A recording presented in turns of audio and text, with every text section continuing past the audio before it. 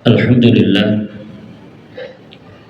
الحمد لله الذي أرسل رسوله بالهدى ودين الحق ليظهره على الدين كله وكفى بالله شهيدا.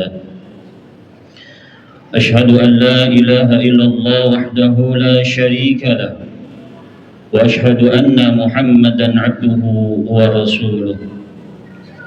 اللهم صل وسلم على سيدنا محمد وعلى آله وأصحابه ومن تبعهم بإحسان إلى يوم الدين. أما بعد فيا عباد الله أوصيكم ونفسي بتقوى الله وطاعته لعلكم تفلحون. وقال الله تعالى في كتابه الكريم: أعوذ بالله من الشيطان الرجيم. بسم الله الرحمن الرحيم. يا أيها الذين آمنوا اتقوا الله حق تقاته ولا تموتن إلا وأنتم مسلمون.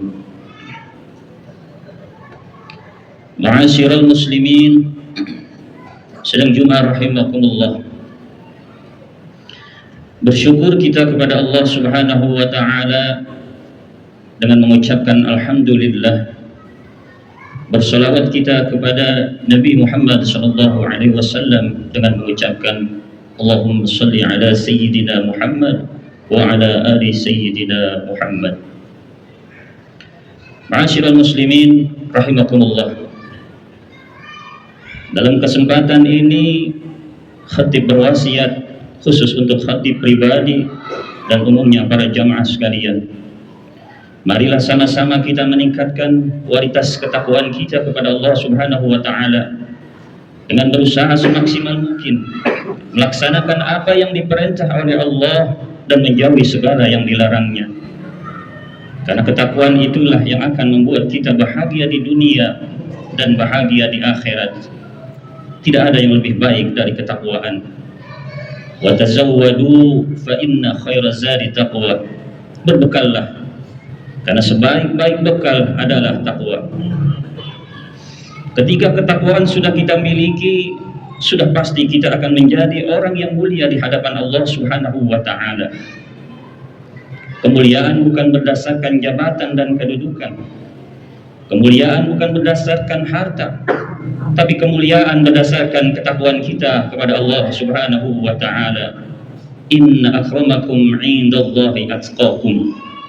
Sesungguhnya orang yang paling mulia di antara kamu di sisi Allah ialah orang yang paling bertakwa di antara kamu.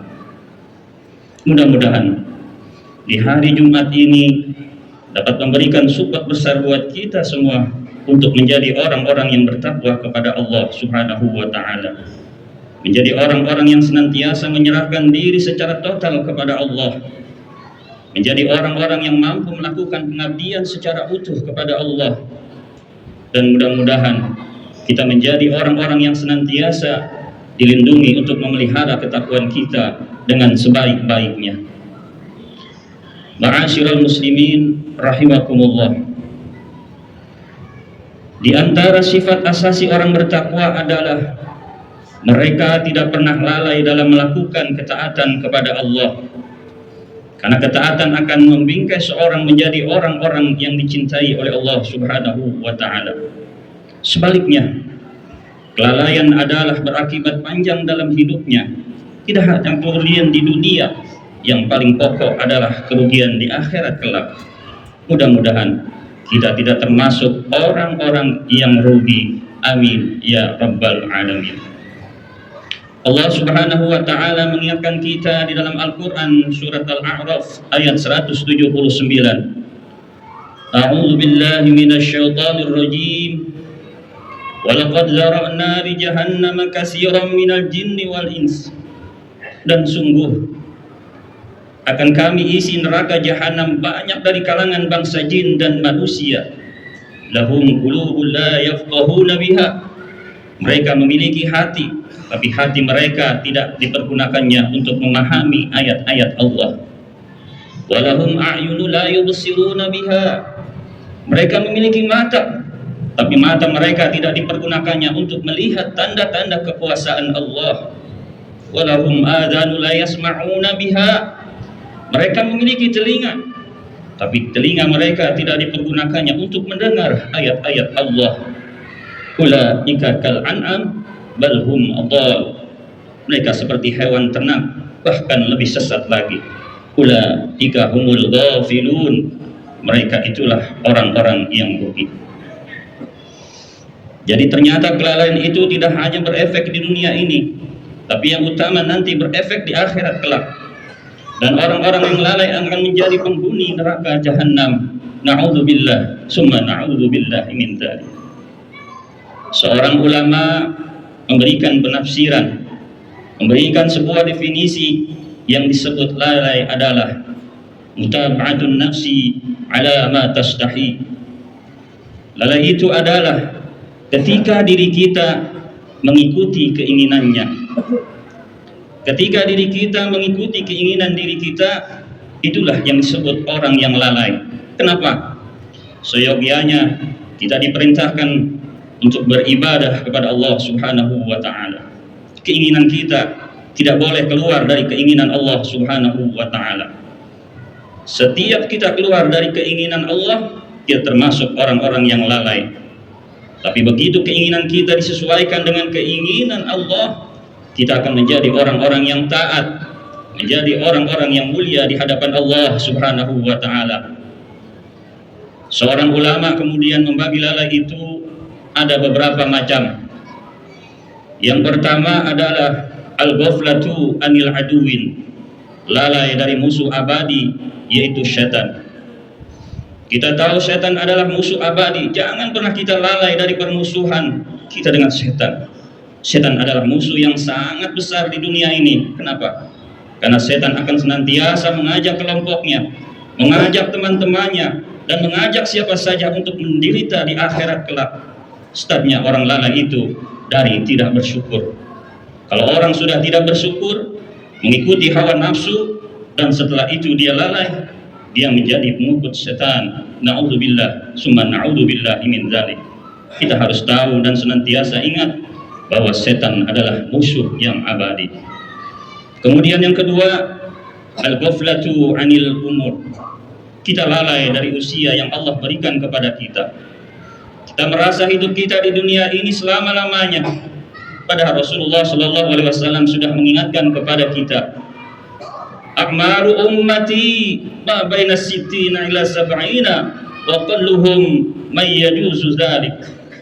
Usia umatku umumnya berkisar antara 60 sampai 70 tahun. Jarang sekali di antara mereka melewati angka itu. Hakikatnya yang kita tunggu adalah kematian kita. Jangan pernah kita lalai terhadap usia kita. Allah telah memberikan usia yang paling lama, kata Rasulullah, antara 60 sampai 70 tahun. Jadi artinya sekarang ini kita sedang menunggu kematian kita. Kita hari ini sedang menunggu wafatnya kita. Maka jangan pernah kita lalai.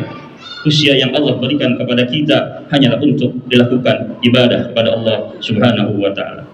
Kemudian yang ketiga, al-ghaflatu anil qabiliyat, yaitu lalai terhadap apa yang sudah kita miliki, lalai terhadap tanggung jawab kita.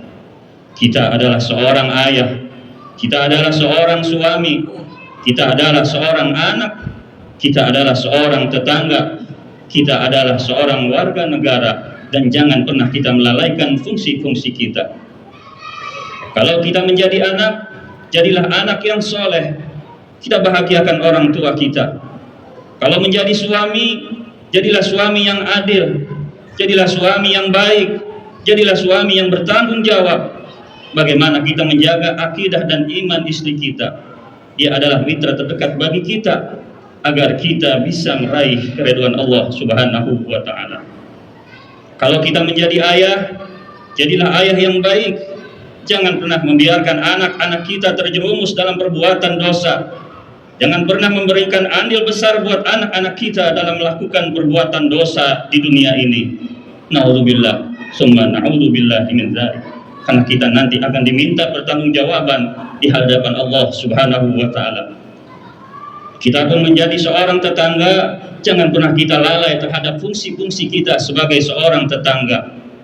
Maka berbuat baiklah kepada tetangga kita seluruhnya. Kita pun memiliki tugas sebagai warga negara yang baik di negeri tercinta ini. Dan yang keempat, yang terakhir, al-ghaflatu anil maut. Dan kita pun lalai terhadap kematian kita. Tidak ada yang ditunggu oleh kita kecuali kematian kita. Tidak ada yang paling dekat dengan kita kecuali kematian, dan tidak ada yang paling jauh dari kita kecuali hari kemarin. Karena kita tidak pernah bertemu lagi dengan kemarin. Kita ciptakan sejarah yang baik di dunia ini agar menjadi orang-orang yang mampu menatap hari kemarin dengan amal soleh. Mudah-mudahan Allah Subhanahu wa Ta'ala memberikan kekuatan iman dan amal soleh buat kita, agar kita bisa mengisi hidup ini dengan kekuatan iman dan amal soleh. Amin, amin, ya rabbal alamin. Ma'asyiral muslimin rahimakumullah. Kemudian ciri-ciri orang yang lalai menurut salah seorang ulama adalah, yang pertama, orang yang malas melakukan ketaatan kepada Allah Subhanahu wa Ta'ala. Yang kedua adalah menganggap rendah perbuatan dosa dan meremehkan dosa. Itulah perbuatan lalai. Dan yang ketiga, yang terakhir adalah orang yang menyia-nyiakan waktu.